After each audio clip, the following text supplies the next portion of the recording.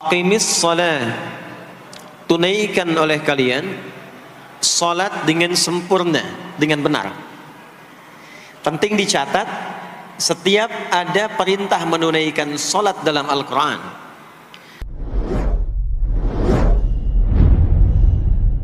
A'udzu billahi minasy syaithanir rajim. Bismillahirrahmanirrahim. Bismillahirrahmanirrahim. Aqimis salata liduluki syamsi ila ghasaqil laili wa qur'anal fajr. Inna qur'anal fajri kana mashhuda. Aqimis salat, tunaikan oleh kalian salat dengan sempurna, dengan benar. Penting dicatat, setiap ada perintah menunaikan salat dalam Al-Quran, yang salatnya dimaknai sebagai ibadah formal, bukan bermakna doa biasa. Jadi ada salat yang bermakna umum, yaitu doa. Jadi doa itu disebut dengan salat. Karena itu dalam fiqih, as-salatu hiya doa. Salat itu secara bahasa disebut dengan doa. Karena isi dari semua salat itu, bacaannya semuanya doa. Tapi kalau ada salat yang dimaksudkan ibadah yang kita tunaikan, dimulai dengan takbir, berniat kita, ditutup dengan salam, maka salat yang dimaksudkan ini, itu seringkali di Quran kalimatnya dibuka dengan derivasi kata aqama yuqimu. Kalimat salat pertama di Quran Al-Baqarah ayat 3. Alladzina yu'minuna bil ghaibi wa yuqimunas shalah. Al-Baqarah ayat ke-43. Wa aqimus shalah wa atuz zakah. Selalu menggunakan aqama, yuqimu, yuqimuna, aqimi, dan seterusnya. Termasuk di Quran surah ke-17 Al-Isra ayat 78. Aqimis salata, menggunakan kata aqim. Apa itu aqim? Aqama, yuqimu, yuqimuna, aqim, itu artinya menunaikan dengan sempurna, sesuai dengan ketentuan yang diberlakukan, tegak sempurna. Jadi ketika Allah meminta kita menunaikan salat, salat yang diinginkan itu, kata Allah, bukan salat biasa saja, bukan sekadar bertakbir kemudian ditutup dengan salam. Ada ketentuannya, ada aturan-aturannya. Karena itu ketika Allah meminta kita menunaikan salat, setelah menggunakan kata aqim, aqimu, yuqimuna, kalimat salatnya menggunakan alif lam. Kalau Bapak Ibu cek silakan, rata-rata ada alif lamnya. Ya, tidak berdiri sendiri. Alladzina yu'minuna bil ghaibi wa yuqimunas shalah, ada alif lamnya. Wa aqimus shalah wa atuz zakah. Wasta'inu bis sabri was shalah, ada alif lamnya. Nah, alif lam itu diantara fungsinya dalam bahasa Arab, ada yang berfungsi sebagai ta'rif. Ta'rif itu seperti artikel the dalam bahasa Inggris. Ya, car itu banyak di luar, mobil. There are so many cars outside. Itu banyak sekali kendaraan di luar. Tapi kalau kita katakan the car, ya, yang ini bukan yang lain.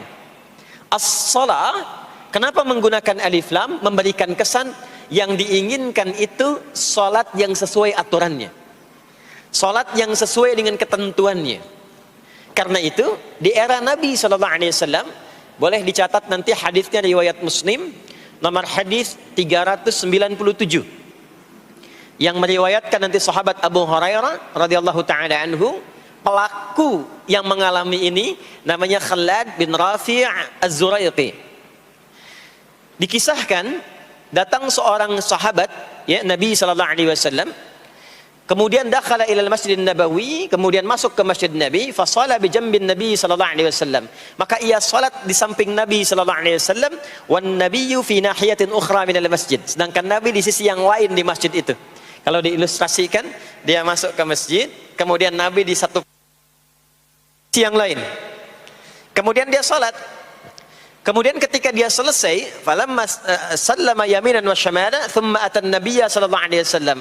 Ketika dia salam ke kanan dan ke kiri, lalu mendatangi Nabi sallallahu alaihi wasallam. Faqala, dia berkata, "Assalamu alayka ya Rasulullah."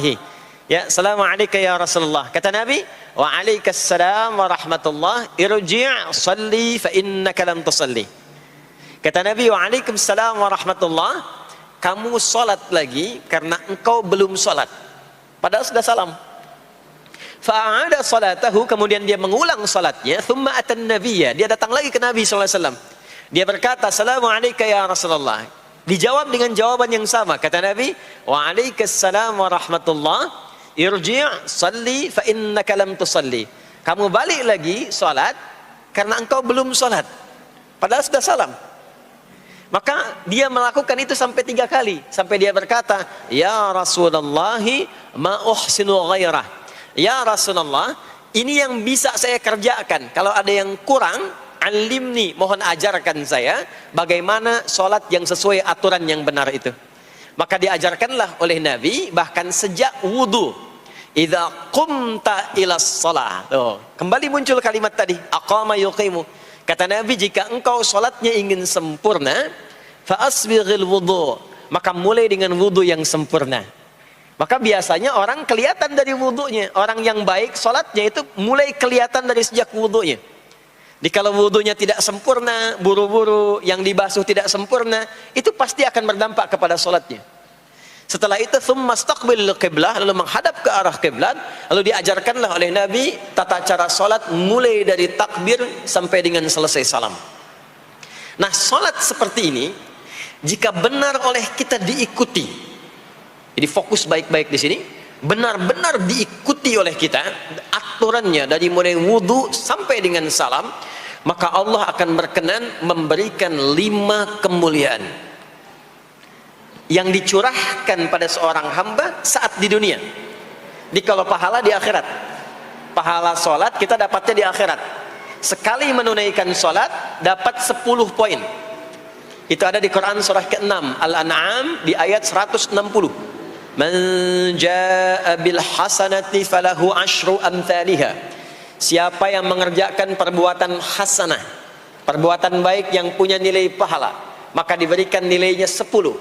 Di dalam Al-Quran, sholat itu disebut dengan hasanah, perbuatan baik yang punya nilai pahala. Itu ada di Quran surah ke-11 Hud di ayat yang ke-114. Aqimis salata tarafayn nahar wa zulafan minal lail innal hasanati yudhibnas sayyiat. Tunaikan salat di pembuka siang sampai akhirnya, sampai ketemu malam. Jadi dari subuh, zuhur, asar, maghrib sampai ke isya. Semua salat itu kata Allah disebut dengan hasanat. Innal hasanat. Hasanat jamak dari hasanah. Jadi salat disebut dengan hasanah. Kalau kita menunaikan salat di Al-An'am ayat ke-160, maka diberikan poin. Poinnya namanya ajrun. Ya, kita sebut dengan pahala. Pahala itu bahasa Qur'annya ajrun. Di Quran surah At-Tin, lahum ajrun ghairu mamnun. Begitu kita mengerjakan amal soleh, maka diberikan pahalanya. Perbuatan amal solehnya disebut dengan hasanah, pahalanya disebut dengan ajrun. 10 itu ngitungnya bukan begini, bukan 1, 2, 3, 4, itu terlalu sedikit. Di hadis Muslim, ukuran 1 keduanya 500 tahun, 2 ketiganya 500 tahun, 3 keempatnya 500 tahun. Jadi sekali kita menunaikan sholat, 10 nilainya, setiap 10 itu 1 keduanya 500 tahun, 2 ketiganya 500 tahun. Kalau ditunaikan di masjid, ya, ditunaikan di masjid, nanti dapat lagi tambahan pahalanya. Baru masuk datang ke masjid dengan niat sholat, bukan yang lain ya. Kan ada orang yang kadang ke masjid niatnya tidak sempurna ibadah, mungkin janjian ketemu teman, ya, akhi, bro, ketemuan yuk, ya. Di mana? Di Pondok Indah aja, sambil sholat zuhur. Sambil sholat zuhur, jadi sholatnya sambil, ya, nyambi itu, ya. Substansinya mau ketemu kan, agenda intinya ketemuan sambil sholat zuhur. Nah, kalau kita niatkan mutlak untuk ibadah apapun itu, mau sholat, mau baca Quran, mau i'tikaf, itu baru datang, baru menginjakkan masjid, masuk dengan kaki kanan, baru datang, itu sudah dicatatkan 25 kebaikan, belum apa-ngapain. Jarak 1 keduanya tadi 500 tahun, 2 ketiga 500 tahun. Kalau dilakukan sholatnya berjamaah, maka dapat tambahan 27, kalikan 27. Sudah dapat 10, 10 kali 27 berapa tuh? Ya, 270. Setiap satunya kalikan 500 tahun. Maka sholat di masjid itu bukan main-main. Itu kelihatannya nanti dua. Saat sakaratul maut, pahala itu ditampakkan. Jadi pahala itu bukan sekarang. Pahala itu saat kita pulang. Nanti begitu akan meninggal, ditampakkan itu. Ya, pahala yang telah kita kerjakan itu dalam bentuk amal yang diridhoi oleh Allah. Makanya orang-orang yang rajin beramal saleh, ya, hasanahnya banyak, itu hidupnya tenang. Karena dia merasa tenang, jiwanya pun tenang. Ketika pulang pun dia berada dalam ketenangan. Itu yang menjadikan dia kadang senyum. Ada orang yang akan meninggal itu senyum. Ya, sedang baca Quran, ada yang sedang duduk, ada yang sedang ngaji, ada yang sedang sholat. Saking tenangnya, panggilannya pun tenang. Quran surah 89 ayat ke-27 sampai ayat 30. Ya ayyatuhan nafsul mutmainnah, hei jiwa-jiwa yang tenang, irji'i ila rabbiki radiyatan mardiyah, cepat pulang, aku sudah ridha dengan amalmu, engkau pun akan ridha dengan pemberianku. Fadkhuli fi ibadi, masuk golongan hambaku. Ibad itu jama' dari kata abdun. Abdud itu adalah nama bagi hamba yang senantiasa memperbanyak ibadah. Ketika dia ibadah punya hasanat, maka dikonfirmasi saat pulangnya, ditampakkan hasanatnya, ditampakkan hasil pahalanya. Itu yang menjadikan, pernah dengar Sayyidah Asyah, Siti Asyah? Siapa beliau? Istrinya Fir'aun kan? Ya, kan ada kisah viral dalam Al-Quran. Ketika beliau akan dieksekusi oleh Fir'aun, la'natullahi alaihi, Fir'aun itu akan mengadab, akan menghukum istrinya sendiri, Sayyidah Asyah. Ketika akan disiksa dan sudah diikat dalam tiang itu, akan disiksa, maka beliau berdoa, Siti Asyah itu, dan doanya diviralkan di Al-Quran. Rabbi bnili indaka baitan fil jannah wa najjini min fir'auna wa amali. Ya Allah, aku telah berislam, mempertahankan akidahku saat ini sampai dengan sekarang. Maka mohon ya Allah, berikan kepadaku anugerah di surga nanti, bangunkan satu istana di surga dan selamatkan aku dari buruknya siksa Firaun, sehingga menjadi tanda bagi orang-orang yang akan beriman bahwa beriman itu menyenangkan. Maka apa yang terjadi? Saat sakaratul maut itu ditampakkanlah oleh Allah istana di surganya, maka dia tersenyum. Dalam senyum itu Firaun kan gak ada imannya, jadi gak ada koneksinya. Maka mulai menghardik, kata Firaun, ini perempuan mau dieksekusi kok malah senyum. Dia nggak tahu kalau dalam keadaan itu surganya sedang ditampakkan, istananya ditampakkan. Maka meninggallah beliau dalam keadaan sedang menatap istana surganya. Ya, dan berhasil wafat dalam husnul khatimah, dan Firaun tidak mencelakai, tidak menghukum, tidak menyiksa beliau itu kecuali dalam keadaan sudah wafat. Ya, ini tak terasa lagi. Nah, itulah orang-orang yang saleh, orang-orang yang punya banyak hasanah, ditampakkan sakaratul mautnya, lalu dihisab nanti baru dikonfirmasi. Maka sekarang diberitakan sebagai ilmal yaqin, saat sakaratul maut diperlihatkan sebagai ainal yaqin, saat masuk nanti ke surga dirasakan sebagai haqqul yaqin. Maka ada ilmal yaqin, ainal yaqin, haqqul yaqin. Itulah yang menjadikan kita sering berdoa supaya semua kegiatan dunianya menjadi hasanah, dan di akhirat dikonfirmasi lagi hasanahnya. Ada di Al-Baqarah surah kedua di ayat ke-201. Wa minhum may yaqulu rabbana atina fid dunya hasanah wa fil akhirati hasanah wa qina adzabannar. Nah, perbuatan hasanah yang pertama itu salat. Jadi ketika kita salat ada pahala. Pahala itu urusan akhirat. Nanti ketika meninggal dapat. Itu bekal pulang.